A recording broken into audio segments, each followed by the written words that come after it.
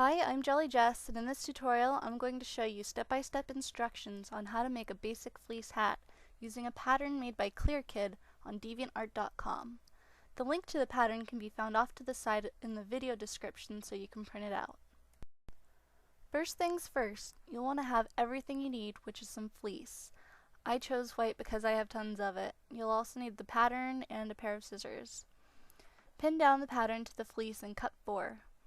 Next you'll want to cut a 3.5 inch rectangle, the length of it being the circumference of your head.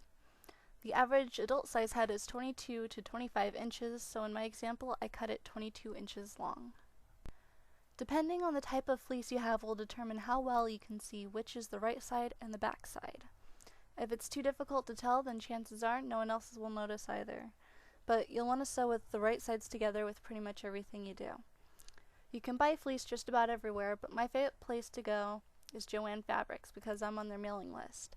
It's free to sign up for the mailing list, and they'll send you a pamphlet every month with items that are on sale plus coupons so you get things for cheaper. Also, always look at the remnants bins. It's leftover fabric that is in small cuts, so you can usually find a half yard to a yard of fleece in there every now and then for half off.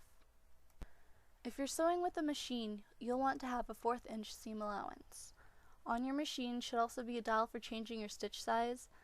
Put the stitch size all the way down to 1 to start off your stitch so it holds, and then switch it over to a size 2 or 3, and once you reach the end, you'll switch it back to a 1.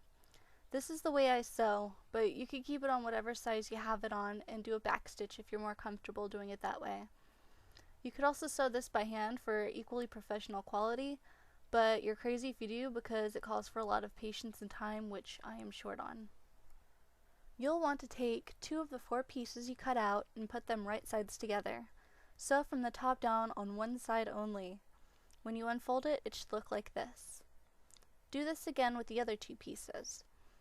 If you wanted to add ears to the hat, this would be the time to do it, but I'll explain that in a different tutorial. With right sides together, you'll sew all the way across so it will look like this when it's done. This is where the band comes in. You'll want to fold it in half long ways and sew it down together so it turns into a loop. Next, with wrong sides together, you'll fold it in half short ways so it looks like this. The seam on your band will mark the back of the hat. Next, you turn your hat right side out and pin the band to the outside of the hat. Try and make sure your seams match up in the back. Sometimes the hat itself will turn out longer than the band depending on the size of your head, but fleece is a stretchy material, so all you have to do is gently pull on the fabric so it's the same length while sewing. Be sure to take your pins out before you get to them because sewing over them can break your machine's needle. When you've sewn all the way around, just flip the band down and you've made yourself a warm hat.